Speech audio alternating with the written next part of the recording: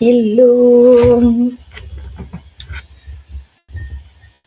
bonjour à tout le monde et bienvenue dans ce premier live de 2025.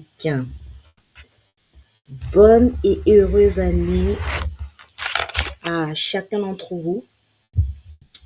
Et sincèrement, je te souhaite le meilleur. Je te souhaite que cette année soit extrêmement fructueuse. Et justement, c'est le thème de ce live, hein, c'est d'identifier si tu es déjà en train de mettre tout en place, si tu as déjà tous les signes qui montrent que cette année va être fructueuse. OK? Donc, bonne année. Je suis ravie d'être en live avec toi aujourd'hui et bonne année à ceux qui vont écouter le live en replay. C'est vrai qu'il y a beaucoup de personnes qui écoutent plus le live en replay. Donc voilà, bonne année. Et pour ceux qui écoutent en replay, il ne faut pas vous priver du fait de laisser des commentaires. Si vous avez des questions, je reviendrai dessus. D'accord? Donc, bonne et heureuse année. On va commencer. Donc, comme d'habitude, on va commencer par les informations.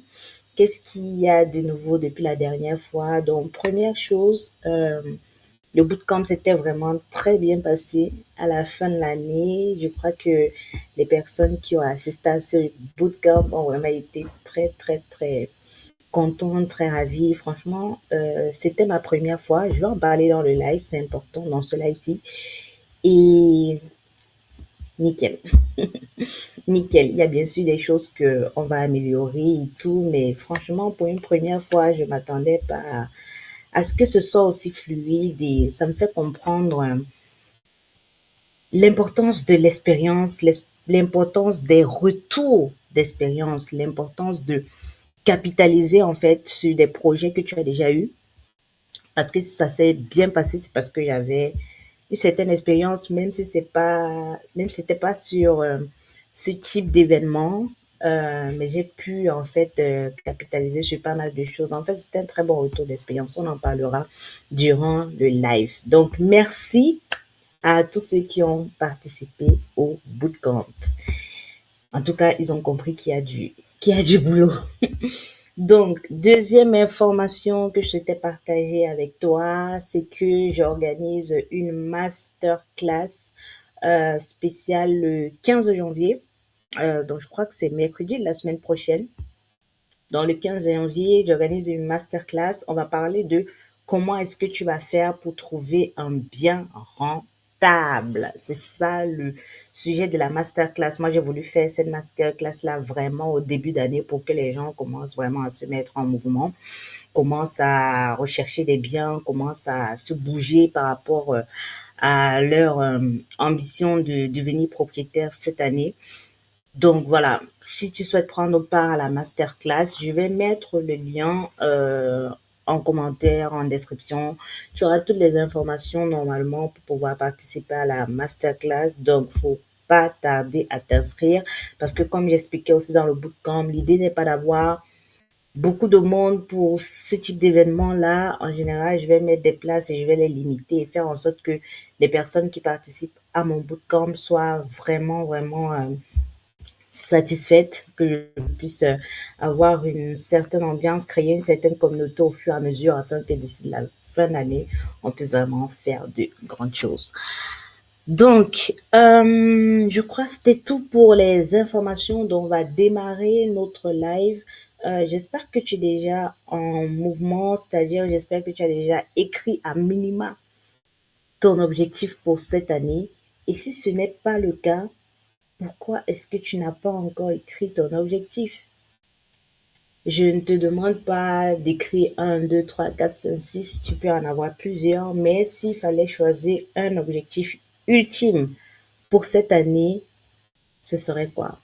Donc, pose-toi la question, tu peux partager avec moi si tu veux, avec la communauté, mais il faut l'écrire et il faut avoir ce qu'on appelle un, un accounting, enfin, j'oublie le nom, en anglais, mais c'est une sorte de personne qui est responsable du fait que tu atteignes tes objectifs et avec qui tu partages tes objectifs. Beaucoup de personnes créent des objectifs, mais ça reste dans leur tête, ils les écrivent pas. Et idéalement, pour que ton objectif il soit vraiment atteint, il faut que tu le partages à quelqu'un qui pourra te challenger, quelqu'un à qui tu as vraiment confiance. Donc, ça peut être un mentor, ça peut être ton mari, si c'est avec ton mari que tu t'entends bien et qu'il arrive à te challenger, surtout. Et ça peut être un ami qui fait dans le domaine dans lequel tu as envie d'exercer ou dans lequel tu te fixes tes objectifs. Mais crée-toi de vrais objectifs business et partage cet objectif-là avec une personne. OK? Donc, aujourd'hui, on va parler de 5 signes. 5 signes qui montrent en fait que ton année 2025, c'est une année qui sera différente des autres. Parce que quand on parle de succès, il faut pas seulement voir l'argent, il faut voir aussi le succès dans la façon dont tu progresses. Il y a des projets qui peuvent prendre beaucoup de temps, mais à partir du moment où tu arrives à réaliser à la fin d'année que tu as vraiment pu passer d'un point A à un point B, ça te motive énormément. Et ça, c'est un des objectifs que tu dois absolument atteindre, c'est de commencer à planifier et surtout, en fait, de savoir que tu as vraiment évolué, que ce soit financièrement, que ce soit euh, personnellement, en termes de développement personnel. Donc, je t'invite vraiment à travailler sur tout ça. Donc, j'ai pris quelques notes, comme d'habitude. Il faut quand même que ce soit assez structuré. Donc, la première chose dont je voulais te parler, un premier signe qui va montrer que tu es prête à move on, d'accord? Ça va être que tu as vraiment une forte envie de sortir de ta zone de confort. C'est super important.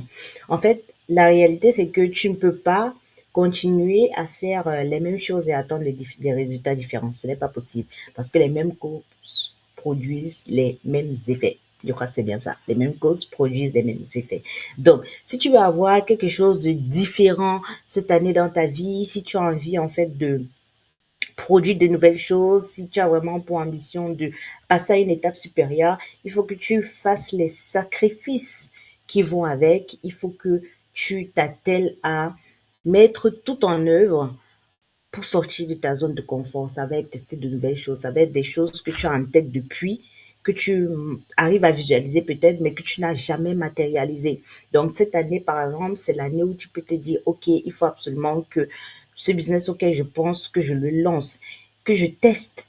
Il faut que tu sois prêt à te dire que je peux faire un sacrifice, que ça marche ou pas, je veux quand même me lancer et apprendre. Parce que la réalité, c'est que c'est dans la zone de confort, c'est en sortant, pardon, de ta zone de confort que tu vas apprendre. Moi, j'ai eu à échouer beaucoup de projets. J'ai fait beaucoup de projets, en fait. Il y en a qui ont marché, il y en a qui n'ont pas marché. Mais chaque chose rajoute un truc. Chaque chose te fortifie d'une certaine façon aussi. Chaque chose, en fait, te permet de faire évoluer ton mindset, voir la vie différemment, de simplifier même certaines choses de la vie. Tu vas être en train de discuter avec des gens, ils parlent de certaines choses qu'ils ont eu à perdre et tout. Toi, tu penses à tout ce que toi, tu as déjà perdu. C'est pas que tu simplifies ce qu'il a perdu, mais tu as envie de lui dire, ah, devant, ça peut être encore plus dur. Donc, franchement, ce que je vais te recommander cette année, ce que je veux vraiment que tu retiennes, c'est que si tu veux que les choses changent, pardon, si tu veux que le bilan de 2025 soit différent de celui de 2024, si ça ne s'est pas très bien passé pour toi, fais de nouvelles choses, fais des choses différemment. Et une chose qui est aussi intéressante pour ça, c'est essaye d'update en fait, de t'update au fur et à mesure. On n'attend pas toujours la dernière minute pour faire les bilans. Les trucs de fin d'année là, ceux qui suivent mes lives savent déjà que je suis pas trop in pour ça. Tu dois travailler ton année au fur et à mesure. Il faut pas attendre qu'on passe de 2024 à 2025. Oui, c'est un point de repère. Et effectivement, on peut pas dire on ne tient pas compte de ça. Mais ce que je vais juste te dire, c'est qu'il faut que tu puisses faire le bilan au fur et à mesure. Le bilan de ta semaine, le bilan de ton mois, que tu puisses faire le bilan de ton trimestre, que tu puisses faire le bilan de ton semestre. D'accord? Et comme ça, tu évolues en te mettant des projets. C'est super important et ça va t'apprendre ce que c'est que la discipline. Moi, par exemple, sur mes projets, actuellement, j'ai déjà mon calendrier jusqu'au mois de mai. J'ai déjà mon calendrier jusqu'au mois de mai. Je sais déjà quelles sont les zones où je suis full, qu'est-ce que je vais faire pendant telle période, comment est-ce que je vais suivre les gens pendant telle période. Et quand tu es dans une dynamique aussi de leadership, hein, c'est aussi pour ça qu'on se forme à tous ces métiers-là. Et ça, j'ai pris le temps de faire tout ça l'année dernière. Il faut que tu anticipes un certain nombre de choses. Parce que tu ne peux plus évoluer en mode hasard, la vie te prend de court. Non, ce n'est pas possible. Si tu as vraiment envie de passer à un autre niveau, de gravir des échelons, si tu as envie de te challenger, d'aller beaucoup plus loin, tu seras obligé d'avoir une certaine discipline. Et c'est pour ça que je te dis, moi, mon calendrier, actuellement, c'est juste pour par semestre, en fait. Donc, tu calcules sur les 6 premiers mois, qu'est-ce que je fais? Et comme ça, après, tu fais le bilan et tu peux programmer maintenant le semestre qui suit. Et c'est pas à la fin du semestre, du premier semestre que tu fais le bilan. Tu sais déjà d'ici avril, mai, quelle sera la tendance. Donc, tu commences à anticiper. Donc, commence à planifier ton, tes projets comme, enfin, soit, deviens rigoureuse en fait sur la planification de tes projets. Tu peux plus en 2025, si tu es une personne à succès, évoluer comme tout le monde. Donc, un gros signe, ça sera vraiment que tu sors de ta zone de confort et que tu commences à faire des choses nouvelles. Tu commences à faire des choses de façon carrée, quoi. Voilà. Donc, la deuxième chose, c'est de passer à l'action. Je faisais le bilan avec quelques amis là. On s'est appelé rapidement pendant les fêtes en général. Enfin, on essaye de voir ce qui s'est mal passé, comment est-ce qu'on move on et tout. Donc, j'ai discuté avec quelques personnes et je me rends compte que un des blocages que beaucoup de personnes ont, franchement, ils ont de gros talents, ils ont vraiment de très belles compétences. Malheureusement, au niveau de l'action, ça traîne. Tu peux faire 1 an, ce que tu aurais appris en 1 an, bah, c'est reporté parce que tu t'es pas lancé plus tôt. Aujourd'hui, enfin, je le dis tellement, lance-toi si tu veux vraiment être dans une dynamique de je veux réussir. Il y aura la tempête, hein. Ça sera pas rose. Ça, je suis transparente avec toi. Mais lance-toi. En tout cas, si tu veux vraiment changer les choses, parce que la réalité, c'est que quand moi, par exemple, j'étais manager, à un moment donné, à la banque, je me suis rendu compte que pour avoir certaines choses, pour avoir certains postes, ah, ah, il faut prendre des cafés de façon régulière. Au lieu d'être concentré sur ton travail, tu dois aller faire les réunions. En plus des réunions, tu dois faire des comptes rendus. En plus des comptes rendus, tu dois vérifier les tâches, attribuer les tâches et tout. Tu dois planifier les roadmaps, tout ça. Et en plus de ça, tu dois aller prendre les cafés pour réseauter, pour augmenter ton argent. Hé! Non, non, non, non, non. It's not my life. Je me suis dit, je ne peux pas m'en sortir comme ça, en fait. S'il faut prendre des cafés tous les jours, moi, c'est pas mon truc. Moi, je suis orientée résultat quand je vais travailler. C'est pas que je suis pas quelqu'un de sociable. Non, le sujet, il n'est pas là. Moi, j'aime bien discuter avec les gens et tout. Mais la réalité, c'est que je peux pas passer mon temps à aller prendre des cafés parce que je dois réseauter avec tel N+1 qui connaît tel N+2 parce que je veux évoluer dans la société. Ah, ah,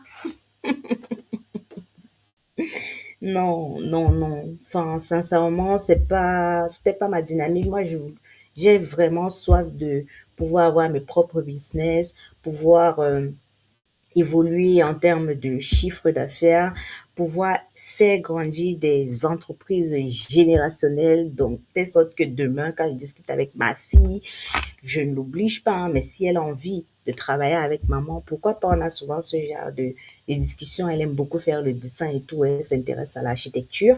Et vu que je fais beaucoup dans l'immobilier, on a souvent des conversations qui sont intéressantes autour de ces sujets-là. Donc, moi, j'adore ce type de choses, ce type de relations où tu peux parler d'un certain nombre de choses avec les enfants, avec les proches, pas forcément les enfants à moi-même, mais même avec des proches où tu te développes, tu fais en sorte que les gens se développent, tu as un impact réel. Je peux pas rester juste là à chercher à prendre des cafés avec des gens parce que je veux un poste. Moi, ça m'intéressait clairement pas. Et à l'époque, en plus de ça, je finissais très tard, donc ça a été l'une des raisons pour lesquelles j'ai décidé de démissionner. Et depuis là, bon, voilà, pour l'instant, ça va. Mais si demain la vie me cogne et que je n'ai plus rien, que je perds tout, bien sûr, je vais pas encore chercher un CDI. Mais, enfin, ça va déjà faire plus de, plus de 5 ans là. Et franchement, ça va. Donc, ce que je voulais donc que tu retiennes pour ce deuxième point, c'est que tu dois passer à l'action. Tout ce que j'arrive à faire aujourd'hui, c'est parce qu'à un moment donné de ma vie, j'ai pris une décision et c'est parce que j'ai pris cette décision et que j'ai agi pour pouvoir rendre, pour pouvoir matérialiser en fait cette décision-là que j'ai pu avancer. Donc, je t'encourage vraiment à passer à l'action.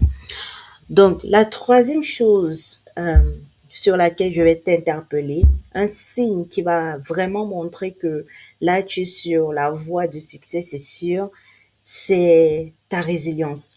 Parce que la réalité, c'est que lorsqu'on commence à faire des projets, il y a énormément de tempêtes, surtout au début, tu n'as pas tous les éléments, tu sais pas si tu vas réussir, tu as des doutes, enfin, tu doutes énormément en fait, tu ne sais pas comment ça va se passer, si tu es en train de faire ce qu'il faut et tout. Bref, c'est compliqué. Salut, salut. C'est un peu compliqué. Et donc, finalement, tu es souvent tenté d'abandonner parce que tu mets des efforts, tu mets toute ton âme et dans tout ce qui est entrepreneuriat, mais ça marche pas. Et à un moment donné, tu auras envie de rechercher le confort, te dis que bon, finalement, mon CDI tranquille, ça va, je vais pas continuer à perdre de l'argent et tout.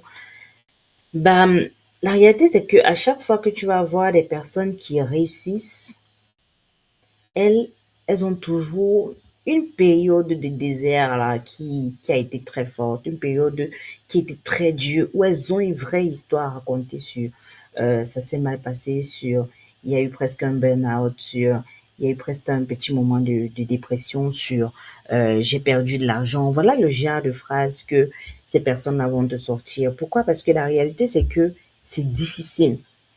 C'est difficile. Donc, quand tu vois parfois une personne qui est résiliente, même si elle est sur un projet qui, pour l'instant, ne brise pas, comme on dit chez nous, qui, pour l'instant, ne fait pas des trucs waouh, mais son attitude, la façon dont elle réagit, la façon dont elle se comporte, ça te donne des signes que ce n'est peut-être pas maintenant, mais cette personne va réussir. Ce n'est peut-être pas maintenant, mais cette personne a un truc, dégage un truc. Et parfois, tu as même envie d'être à côté de cette personne-là. Parce qu'elle dégage quelque chose. Il y a des gens comme ça qui dégagent quelque chose. Et c'est des personnes qui ont un leadership très, très fort. Qui ont un leadership très, très fort.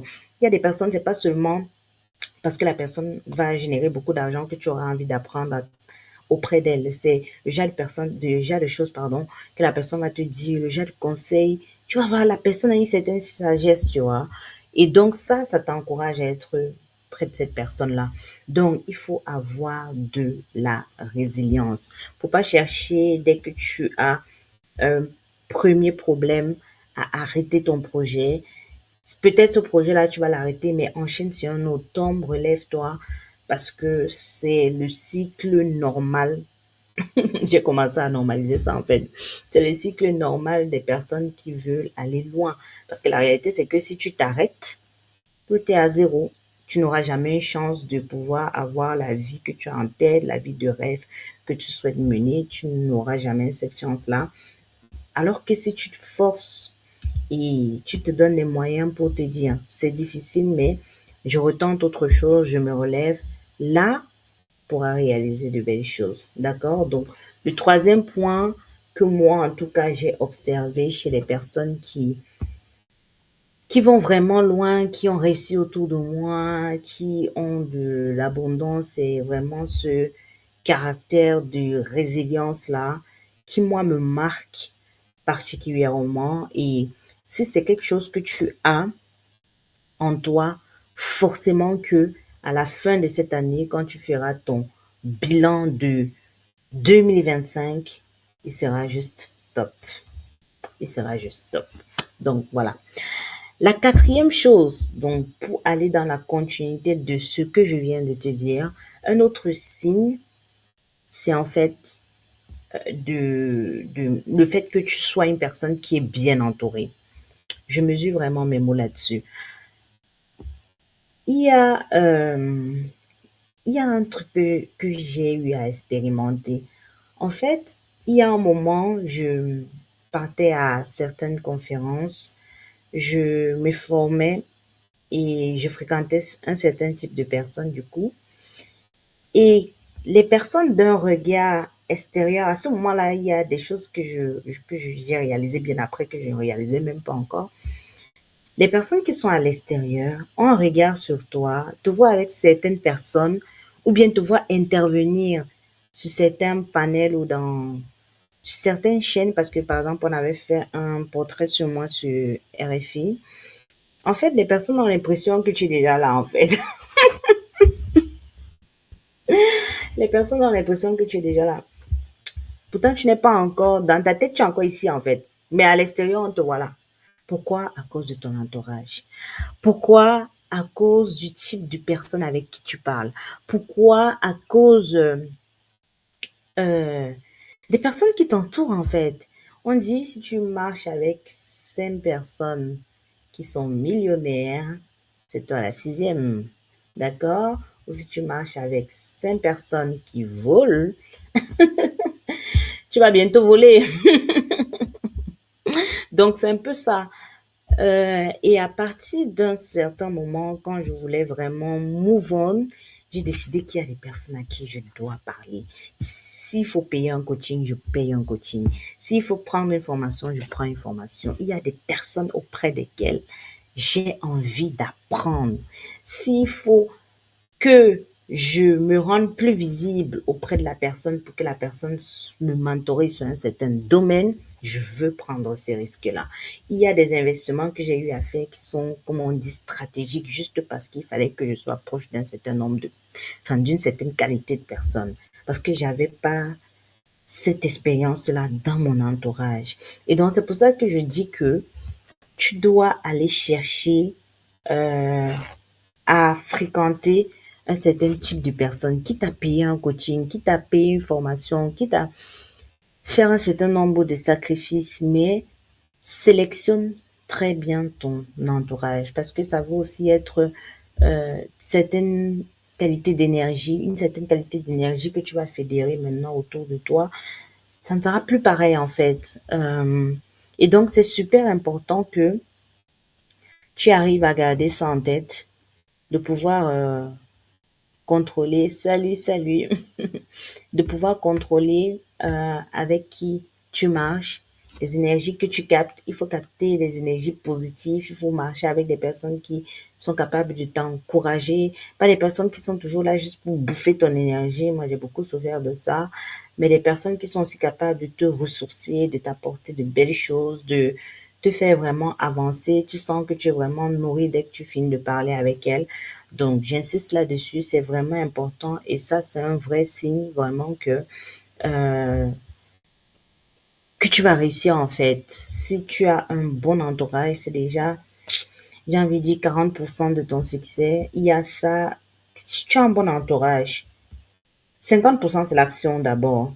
Tu as un bon entourage, 40, enfin, je vais pas exagérer, 30% parce que tu passes à l'action 30%. Maintenant, tu te donnes les moyens, tu pars chercher la connexion. En fait, il y a aussi la connaissance que tu trouveras auprès de ces personnes-là. Donc, du coup, quand je parle de connaissances, d'informations pour pouvoir retirer et tout, c'est aussi auprès d'un certain type d'entourage. Au-delà de l'entourage aussi qui peut t'apporter la connaissance et tout, tu as aussi besoin d'avoir ton entourage, tes proches, quoi, les personnes qui t'apportent, comme j'ai dit, des ondes positives qui vont te remplir, qui vont te ressourcer, des personnes vraiment proches, ton mari, ton copain, certains amis. Donc, et ce que je veux dire, c'est aie des relations de qualité. À un certain niveau, tu ne peux pas avoir juste des relations pour manger, on rit, on sort. C'est pas possible. Donc, aie des relations de qualité, des relations où tu sens vraiment que tu es béni, quoi. Donc, voilà. Donc, le cinquième signe qui montre que une personne est sur la voie de la réussite, c'est quelqu'un qui va pas chercher à perdre son temps. Je m'explique. Et qui va se former rapidement. Je m'explique, tu as un projet, tu démarres. Sur ce projet-là, tu connais rien. Mais je dis vraiment rien de rien. Et tu veux démarrer le projet. OK. Maintenant, en général, les personnes qui vont réussir vont chercher quelle est la meilleure personne, dont la personne qui réussit le plus dans ce domaine. Quel est le livre, par exemple, qui parle plus de ce domaine? Quel est le best-seller sur ce domaine? Quelle est la formation best-seller sur ce domaine? Ou alors, quelle est la personne avec qui j'arrive à avoir une vraie connexion et je sens que cette personne-là peut vraiment m'apporter un plus dans ce domaine. Voilà vraiment les ce qu'on appelle le déclic en fait. Donc, quand tu vas aller chercher les informations chez ces personnes-là, ça va vraiment te faire progresser et ça va te faire move on. Donc, si tu es dans une dynamique où tu as une envie forte d'apprendre, tu as une envie forte de te développer, tu as une envie forte vraiment de move on, de passer à autre chose, tu vas devoir chercher la connaissance. Ça peut être sur des vidéos YouTube, ça peut être dans les livres, ça peut être avec la qualité des personnes, je l'ai dit tout à l'heure, la qualité de l'entourage que tu vas fréquenter, ça peut être aussi à travers des ateliers que tu peux avoir à faire, à travers même des voyages, hein.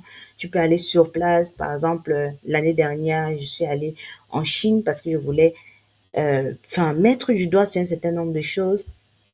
Donc, il y a tout ça que tu vas devoir faire et ça demande, comme j'ai dit au début, à sortir de ta zone de confort. Donc, on n'a rien sans rien. Si tu veux que 2025 soit différent, tu seras obligé en fait de faire les efforts qui vont avec. Il n'y a personne qui va venir te donner du bibi. Il y a personne qui va venir te donner le lait avec le bibi. Personne. Ça sera à toi, en fait, de te lever et de prendre les bonnes décisions et de move on pour avoir les meilleurs résultats possibles. Ça sera à toi, en fait, de faire les efforts pour que ta vie change. Ça sera à toi de mettre ce qui est en œuvre pour que ta vie soit différente.